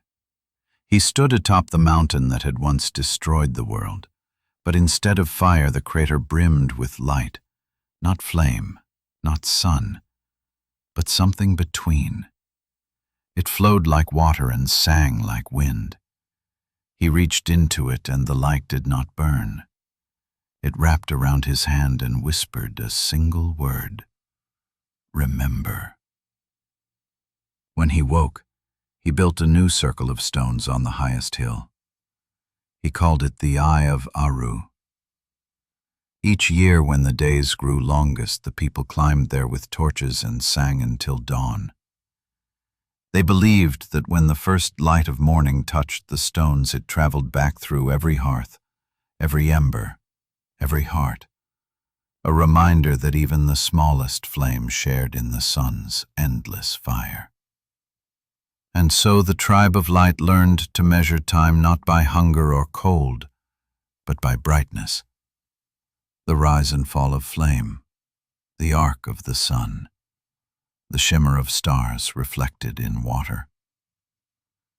They no longer feared the night. They lit it. Morning broke over the valley like a slow tide of gold. The fires in the village were monoliths. It made a low humming, a voice of the earth. They called it the Song of Stone. At first they thought it was coincidence, but when the same tone echoed again and again with the rising of the sun, they began to believe the earth was speaking back. A young woman named Mira was the first to listen closely. She was quiet, her hands always covered in dust from the quarries. The others called her Daughter of Echoes. She said the stone was alive, that it remembered every touch, every carving. She began to line the valley's paths with slabs carved in spirals, marking the sun's journey. On certain mornings, when the first light hit them, the spirals seemed to glow. The people would gather there, pressing their ears to the rock to hear the faint hum that came from deep within. Mira said it was not magic. It was memory. Stone, she told them, is fire slowed to stillness. They didn't understand, but they believed her. The carvings grew taller. They were no longer just marks. They became forms, faces, hands, shapes of beings half human, half flame. Some had open mouths. Some had eyes made of polished obsidian that caught the firelight and threw it back like stars. The people began to leave offerings, food, seeds, small bones, at the feet of these statues. They whispered thanks to the old fire, to the sleeping mountain, to the stone that remembered. Thus the first temples were born, not palaces, but circles of standing rock with fire burning at their center. The people gathered there when storms raged, when births came, when death passed through. They called these circles voices. Mira became their guide, not a queen, not a priestess, something older, quieter. She did not claim power. She taught remembrance. When you speak to the fire, she said, do not ask. Tell it who you are so it can tell the mountain. And when she lit the sacred hearth each new season, she said only 3 words. We still burn. The people answered, and so does the world. Seasons passed, and children grew who had never seen a life without the new figures, not of men or beasts, but of something in between. Tall forms with bodies of flame and faces of stone, eyes closed as if dreaming. They called them the Watchers. A young boy once asked Mira, "Are they gods?" She smiled sadly. "No, child. They are mirrors. We made them to remember what we were afraid to forget." Yet when storms came and lightning struck the peaks, people saw the Watchers glow faintly in the rain. Some swore they moved, turning toward the fire, listening. Fear returned, but it was not the fear of the old darkness. It was awe, the kind that builds rather than destroys. Soon the tribes began to travel to see the temples. From far valleys they came, bringing gifts of obsidian, of shell, of color. They traded seeds, songs, and words. One of those words was new. Deha, meaning light that lives. It was the first word that meant both fire and spirit, the birth of belief. When Mira died, the people built for her a new voice, a pillar higher than any before. They carved her eyes open and her mouth half smiling, as if she were listening still. On the day the last stone was raised, the entire valley fell silent. Then, without command, every hearth in every house was lit. Flames roared to life across the hills, their smoke spiraling upward in the shape of her name. That night, when the wind blew through the temple, the hum was stronger than ever. It was said that if you listened closely, you could hear her whisper, "We still burn." The tribe of light had become something new, not just survivors, not just storytellers, but makers of memory. They had given fire a voice and stone a soul, and in doing so, they had begun to invent the oldest magic of all, the power to remember themselves. Morning light spilled down the slopes like a tide of gold. It caught on the faces of the stone watchers and slid across the valley floor until it touched every hearth. The flames that answered were small, but together they shimmered like a living river. The people said the sky was speaking again. They had learned how to listen. Fade. They began to draw with purpose, circles for warmth, lines for wind, arrows for time. They found that when they scratched these marks into clay, they could carry meaning farther than the voice could reach. Hunters marked the paths of herds on slabs of shale. Gatherers left signs for fruiting trees. One night, an old woman pressed a hot stick into wet clay, tracing symbols while the fire cracked beside her. The next morning, the marks had hardened. When she poured water over them, they still spoke. She called them fire words. The first writing was born, not from desire to rule or count, but from the need to remember. Soon, the fire words spread. Clay tablets lined the temple floors, etched with spirals and strokes that told stories of the mountain, the ice, the wanderers, and the first seed. Children learned to read them by running their fingers over the grooves as elders recited the old tales. The act of tracing became a kind of prayer, to keep the story alive through touch. They learned something else too, that light could be measured. By setting stones at certain points on the hills, they marked where the sun rose and fell. Shadows became numbers. The movement of stars became a calendar. The sky itself turned into a book written in fire and darkness. A boy named Saren noticed that the watchers' shadows fell differently through the seasons. He began to carve small marks at their feet to record each change. After many years, he could tell exactly when the days would lengthen, when the rains would come. The people began to gather when he called, lighting fires at the turning of each season. They named these gatherings the Circles of Light. They were the first festivals, celebrations not of gods but of time itself. During the circle of the long day, the fires burned all night, mimicking the sun's journey. During the circle of shadows, they let the flames die and sat in darkness, listening to the hum of the earth. In darkness, they remembered why light mattered. Language deepened. Words once used for simple things, river, tree, flame, grew into ideas. The word for warmth became the word for kindness. The word for light became the word for truth. The new words do you have for light? The old man smiled. As many as there are ways to live. That night, when the work was done, the people gathered in the great square before the temple. A tall flame rose from the center, its sparks spinning up into the dark.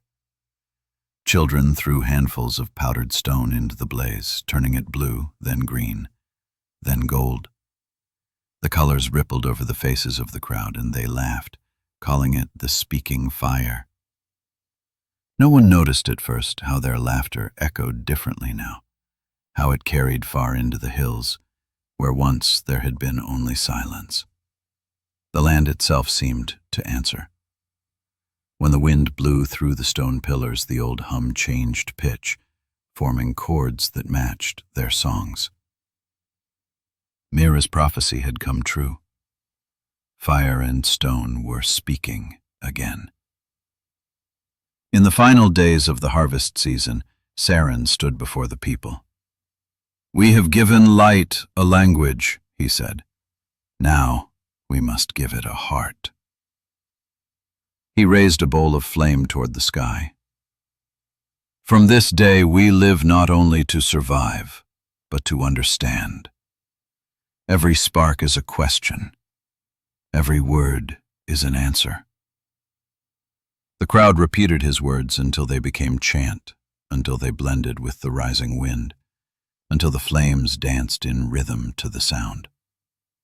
Above them, the stars shimmered, thousands of tiny fires whispering back in the only tongue they knew, the language of light. By the time the fires had names and the sun itself had a calendar, humanity had outgrown the valley that once saved it. The people no longer lived only by rivers. They shaped them. They cut channels through the soil so water could reach the far fields. They built walls of stone to hold back the floods and terraces that caught the light like stairways for the sun. From hilltops, their villages glittered at dusk as if the stars had fallen and chosen to stay. The tribe of light had become many tribes, but their hearts burned the same color. In the south, builders learned to bake clay until it shone red. In the east, smiths found metal sleeping inside stone. When they placed it in the fire, it melted and obeyed. People remembered who they were. Language became craft. The fire words that once marked clay tablets now covered the walls of temples, the handles of tools, even the edges of blades. People believed that to carve a name into something was to give it a soul. Pots bore the mark of their makers. Houses wore prayers on their thresholds. The world filled with signs, each one a spark of meaning that could outlive the hand that made it. Scribes learned to mix soot and oil, pressing reeds to smooth bark. They painted the story of Toba in lines of flame-shaped script. The sky turned black. The fire fell. We walked. We walked. We remembered. They copied it again and again, until every home had a version of its own. Thus the first book was not a tablet or scroll. It was memory carried by many mouths, one story burning in 1,000 forms. Trade followed the rivers like veins of light. Boats drifted downstream, their sails dyed red to honor the sun. At night, their lanterns floated across the water, a procession of stars.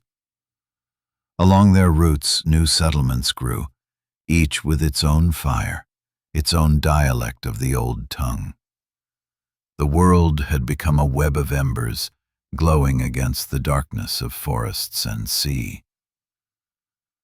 But with the glow came shadows. In the western plains where the horizon stretched endless, a drought came. The soil cracked, the riverbeds turned to dust. The people prayed to Aru, lighting more fires, louder fires, taller fires, until smoke dimmed the sun itself. Still, no rain fell. Then a young smith named Darren spoke. The fire gives, but it must rest. Too many flames make the sky blind. He climbed the tower and smothered the great hearth with wet clay. The people gasped, fearing the world would end. But that night, clouds gathered. In the morning, rain fell. They called it the Day of the Gentle Fire. From then on, every seventh night, the towers were darkened for a ray of sun touched the horizon. They stood and lifted bowls of fire toward it. One spoke. The fire in our hands is small. The fire in the sky is great. Between them, we live. Between them, we learn. They named this space Dawn, the bridge between mortal and eternal. And from that name came the title given to all who sought understanding. Builders of Dawn. They were smiths, scribes, farmers, dreamers, anyone who used light to shape the world rather than fear it.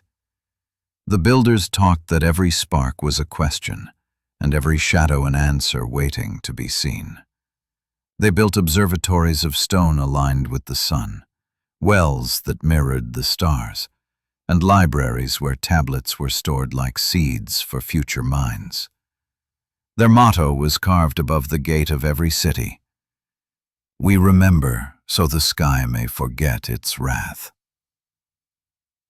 In the quiet after twilight, when fires dimmed and only the watchers glowed faintly under the moon, the people would look up and whisper the oldest prayer.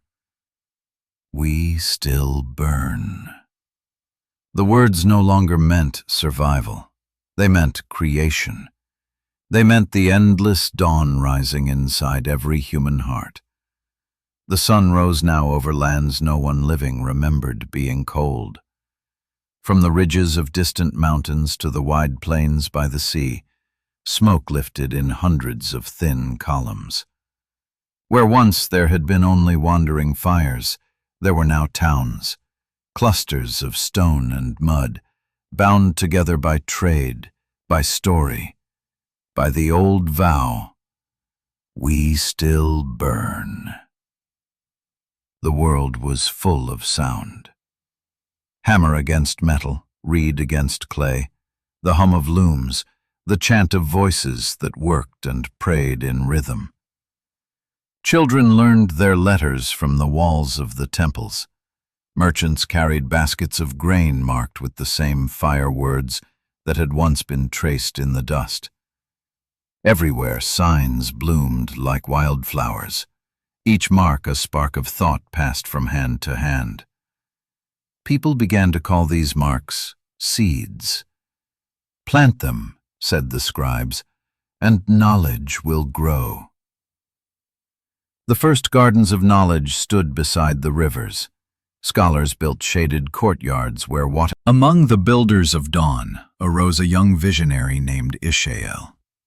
He was the son of a potter, his hands always stained with clay and ash. He saw the towers rising higher, the bells ringing louder, and he wondered if humanity was beginning to forget the silence that came before the light. The fire grows too proud, he said. Every city wants to be the sun, but even the sun must set. So he left the city and traveled into the plains. There, he built no walls, only circles of stone and open fire. People came from far away to listen to him. He spoke of balance, of warmth without greed, of creation without hunger. He called his followers the keepers of the breath. The keepers taught a new art, letting go. They learned to breathe with the rhythm of the fire, inhale as it flared, exhale as it dimmed. To them, flame was not a tool but a mirror of life itself, always moving, never clinging, burning brightest when fed with care. Their chants spread slowly like smoke curling upward. We are the air the fire needs. We are the hands that shape its path. When it dies, we remember. In time, even the cities sent emissaries to learn from them. What began as meditation became mathematics. What began as rhythm became song. From balance, knowledge grew. Ishael's students noticed how the breath of wind moved flame without touching it.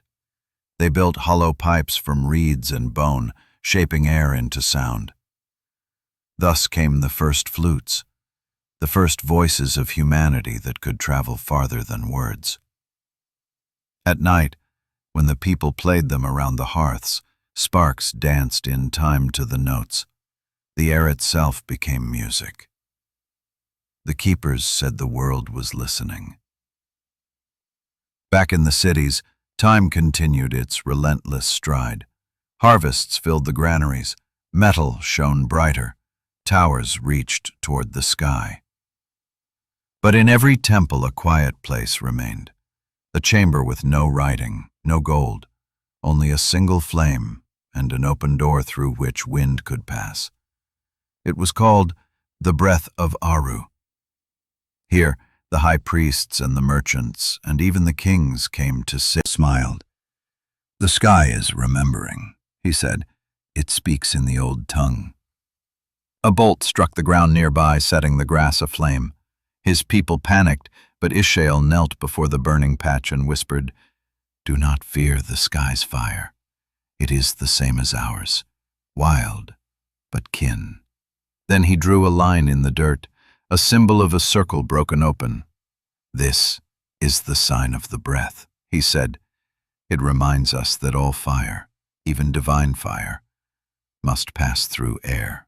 When the storm ended, the symbol remained, glowing faintly in the embers.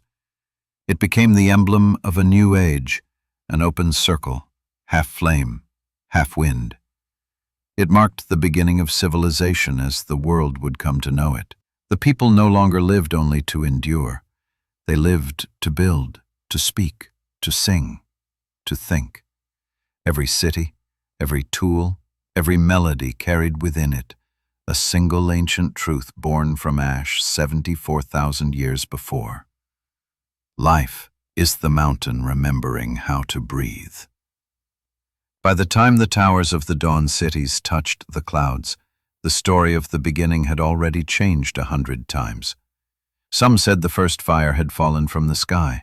Some said a god had struck the mountain to wake the sun. Others whispered that it was not a god at all, but humankind itself that had taught the world to burn. But every telling began with the same line, murmured like breath before speech. When the sky turned black, we learned to make our own light. The keepers of the breath had scattered across the lands. They built shrines where wind met flame, on cliffs, at river mouths, inside volcanoes that still smoked. Each shrine held a single open circle of stone with an eternal fire at its heart, and a gap at the eastern wall to let the wind pass through. Travelers would kneel there, holding their torches to the flame until it caught. No matter the language they spoke, the ritual was the same. The passing of the ember, the breath, the bow. This act spread farther than any empire. It became the heartbeat of civilization itself. Among the distant western valleys, the scholars of the River Kingdom began to collect every known story of the fire's birth. They called the collection the Great Remembering. Its tablets, its roof was open to the sky, its floor engraved with spirals that echoed Mira's ancient carvings. In the center stood a flame enclosed in crystal, its light reflecting into 1,000 shifting patterns. That night, the scholars sat around it and read the stories aloud. Their voices overlapped, different languages, different rhythms, but together they sounded like one great breath moving through time.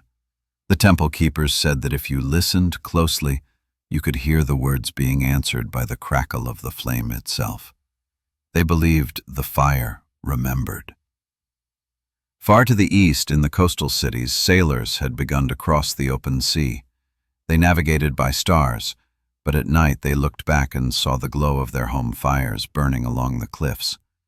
It reminded them that no matter how far they went, a piece of the mountain's heart followed in their ships. They carried with them small braziers, and when they made landfall on new shores, they built circles of stone and lit new flames.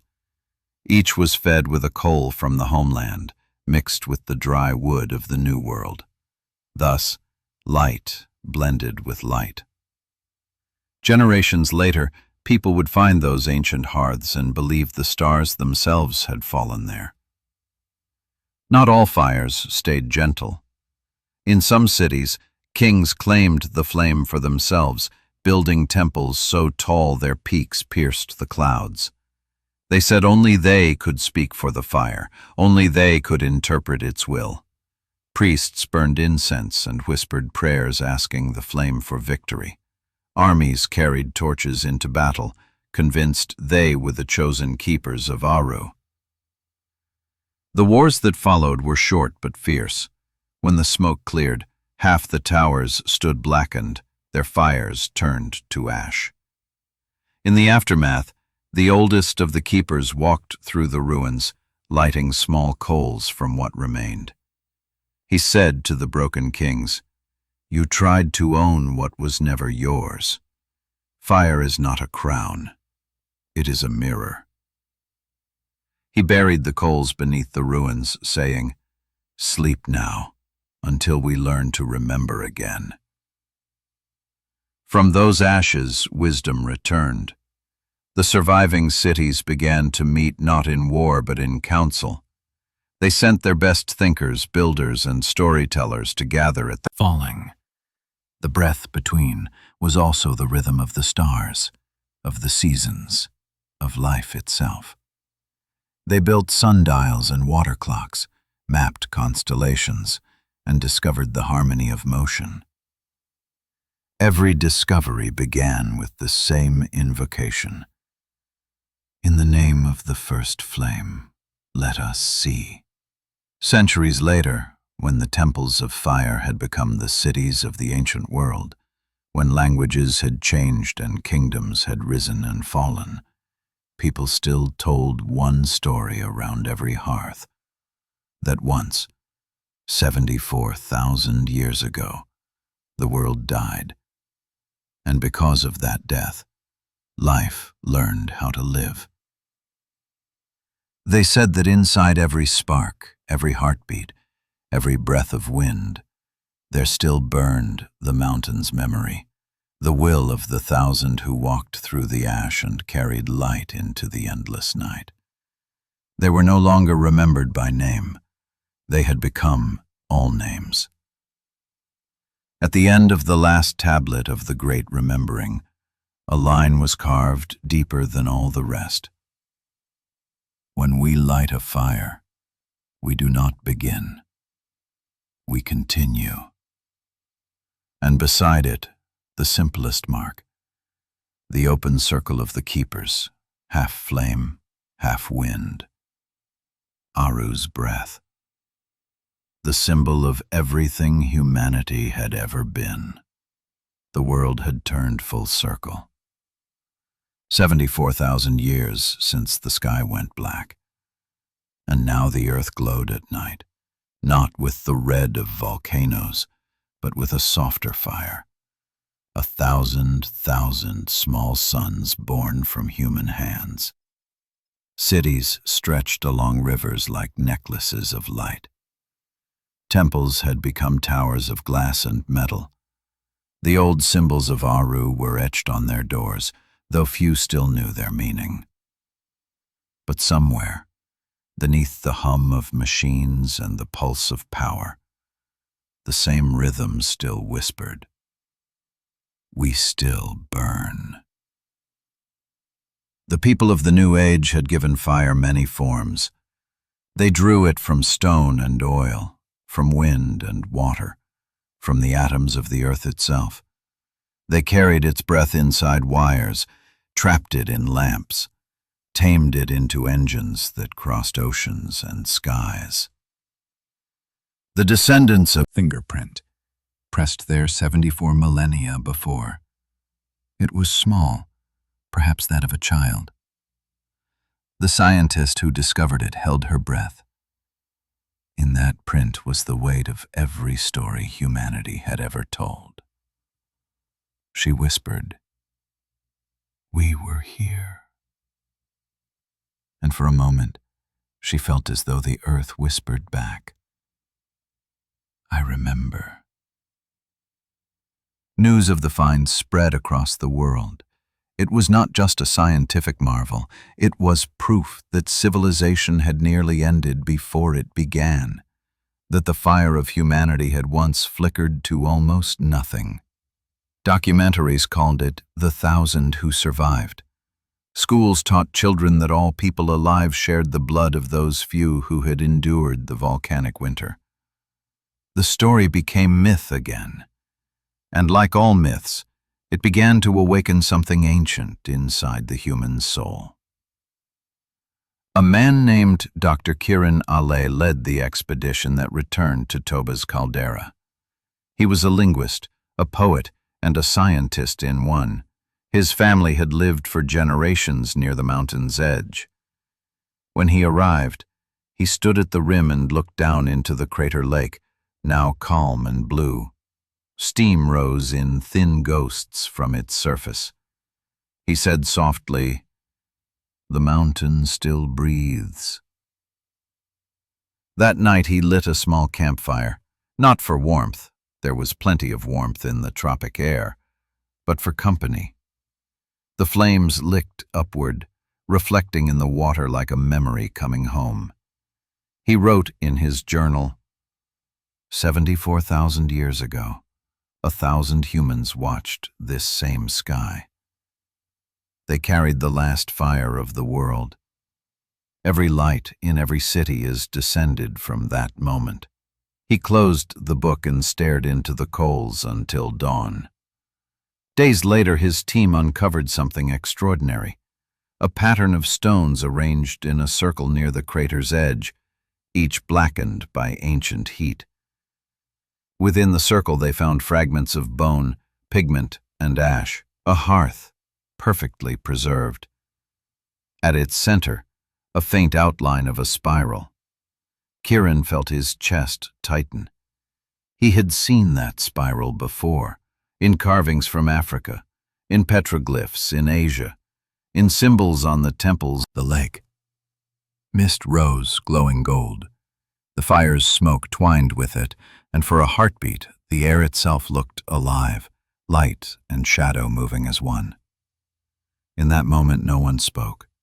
They all felt the same thing, the sense that time had folded, that the first fire and the last were looking at each other across 74,000 years, and smiling. Later, as helicopters carried them away, Kieran looked down at the crater shrinking beneath him. The morning sun turned it to a mirror reflecting the sky. He thought of the old myth, that the stars were the fires of ancestors watching from above. Now he wondered if perhaps it was the other way around, that the fires below were the stars of the earth, watching the heavens and daring to shine back. By nightfall across the world, people were lighting candles, torches, and lamps in tribute to the discovery. In cities of steel and glass, in small mountain villages, in ships at sea, fires flickered again in circles. Children held them in their hands, and elders told the story of the 1,000. For the first time in ages, the same flame burned on every continent. No nation, no border, only light. And the wind carried a single message over the world. We still burn. Night fell again over Lake Toba. No thunder, no fire, no cry of terror from the sky. Only silence, and the slow breath of a planet that had learned to survive itself. Dr. Kieran Allais sat beside the last ember of the campfire. The others had gone to sleep in the research tents, their machines blinking like small constellations around the crater rim. He stared into the ember until it stopped being a glow and became a memory. He thought of the child's fingerprint they had found in the ash, and the spiral of stones, and how far those hands had reached, across oceans, through time, into the circuits and lights of modern cities. That same pulse still beat beneath everything humanity had made. Power grids, data streams, rocket engines, each was only another way to keep the fire moving. The fire had changed shape, but not spirit. It still wanted to see. He looked up. Above him, the stars were sharp, countless, cold. Embers spilling across the heavens. Strangers on balconies lifted their phones and candles. Some laughed, some simply stared, and without knowing why, someone whispered into the dark, "We still burn." The words spread through the crowd, from one window to the next. For a brief moment, the noise of the modern world fell away, and humanity felt the rhythm of its oldest memory. Weeks later, when the research team presented their findings to the world, the image that moved people most was not the crater or the artifacts, but that single fingerprint pressed in the ancient ash. It was printed on screens, carved into monuments, shared across networks faster than any story had ever traveled.